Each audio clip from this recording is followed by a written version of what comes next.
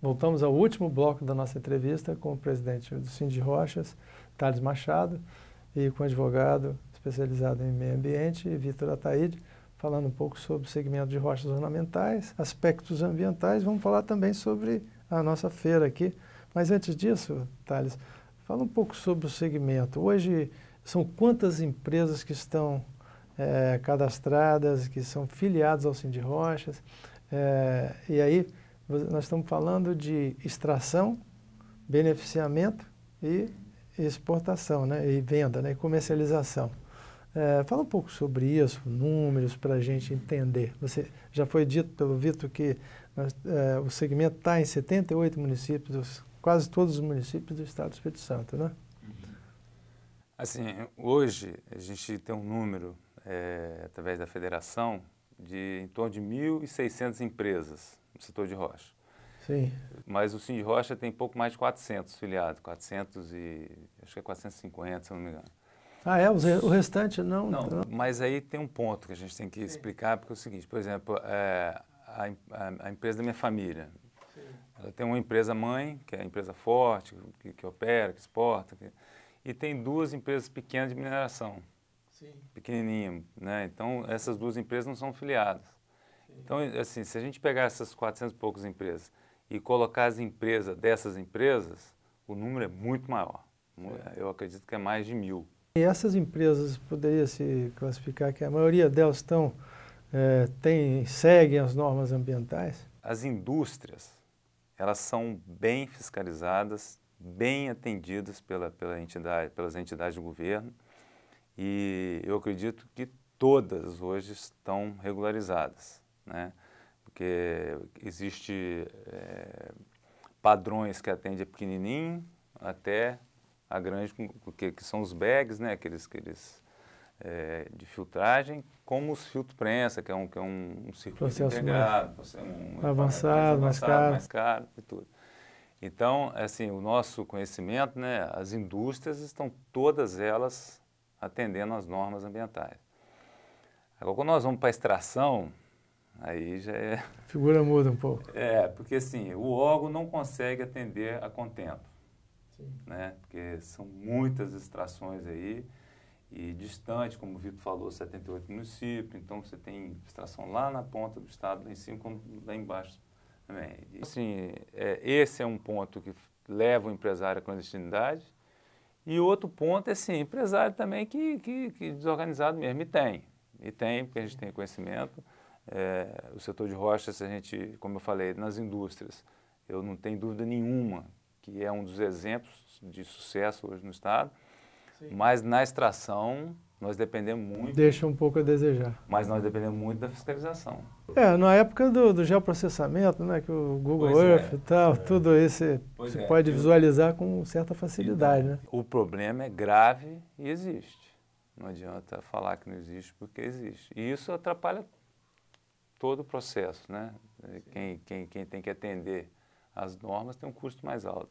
Mas assim, o Vitor deve conhecer bem isso, porque ele trabalhou... Para esclarecer para o telespectador que a cadeia produtiva das rochas ornamentais, você tem a extração de onde sai o bloco, aí os caminhões vão levar esse bloco até a indústria e vão serrar a rocha. Ok.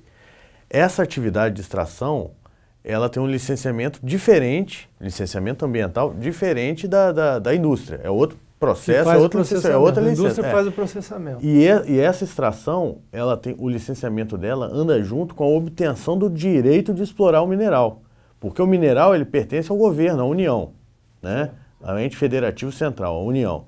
E a União tem que autorizar as empresas a tirar o granito. E o processo de obtenção desse direito minerário anda junto com o de licenciamento ambiental. E os órgãos não conseguem atender os empresários a contento nesse início da cadeia aqui. Isso aí gera todo o clandestinidade, que às vezes, como o Thales disse, é sazonalidade. Então, seria conveniente que fosse mais rápido o processo, mais ágil, que pudesse englobar todos. Pois é, teve um aceno nesse sentido com o marco regulatório da mineração, com a possibilidade de se criar a Agência Nacional de Mineração e ela delegar essa gestão para os estados, porque hoje essa gestão do bem mineral é da União, do governo federal, DNPM. Federal. Exato. No marco regulatório surgiu essa possibilidade de se delegar essa gestão do bem mineral para os estados da federação. Seria uma excelente ideia se os estados criassem no seu âmbito, né, as suas agências locais e fazerem a gestão do bem mineral e ambiental no mesmo processo. Porque o que você olha no procedimento federal de concessão mineral é o quanto que vai ser extraído para o estado poder arrecadar a parte que lhe cabe, sim, da CEFEM. Sim. Né? E no procedimento ambiental é a gestão do desmonte da rocha, de gestão ambiental, de cuidados ambientais para evitar assoreamento, enfim, degradação. Esse tipo de análise de quanto que vai produzir e como vai cuidar do meio ambiente pode ser perfeitamente feito em conjunto. Então, reduzindo a burocracia. Reduzir a burocracia, isso daí seria uma excelente alternativa para diminuir a clandestinidade, né? E localizar também, trazer para os estados essa gestão. Teve uma época que o sindicato provocou, não é da minha época não, provocou para ver se fazia uma parceria do IDAF com o IEMA. Não sei se você lembra disso. Porque o IDAF tinha mais corpo. Ele ajudar a fazer essa fiscalização. Sim, tinha escritórios regionais e tal. Então, aí ia ter um convênio. No final da história, o que aconteceu? Hoje tem a fiscalização do IDAF e tem a fiscalização do IEMA. Não adiantou nada, piorou. Sim. Porque era para fazer uma união e uma fiscalização valer para as duas. Sim. Porque você juntaria dois corpos técnicos com o objetivo de... Afinal, ficaram dois processos burocráticos. Presidente, o segmento, antigamente, ele era mais voltado para a exploração do bloco em si. E as exportações se concentravam em quase 100% na exportação de blocos. Esse processo foi evoluindo, serrando, fazendo as chapas. Hoje, como se encontra isso? A evolução, sim, da exportação de chapa vem crescendo ano após ano e, assim, também é um dos poucos setores que contribuiu positivamente para a balança comercial. Esse ano que fechou, 2015, o setor de rocha exportou 1,2 bi. Nesse período de crise e tudo? 2015. Sendo que 1 bi, mais ou menos, é no estado do Espírito Santo. Você vê a representatividade do Espírito Santo e o tamanho do setor. A exportação do Brasil, 1,2. A exportação do Espírito Santo, 1 bi. Então, correspondendo a quase 80% da produção das exportações.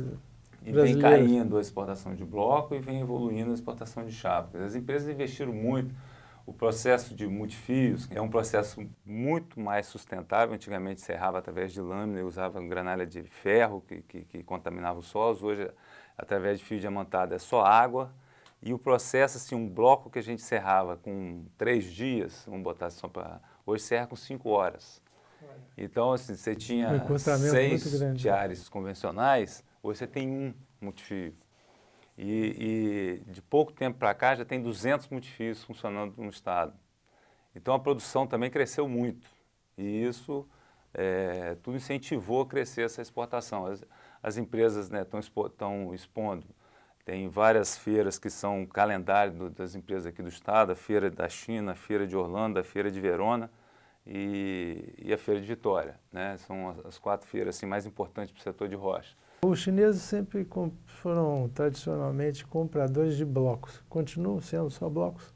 Compra muito. Tem muitas empresas de material básico. Porque eles serram e fazem subprodutos para a Ásia ali, né?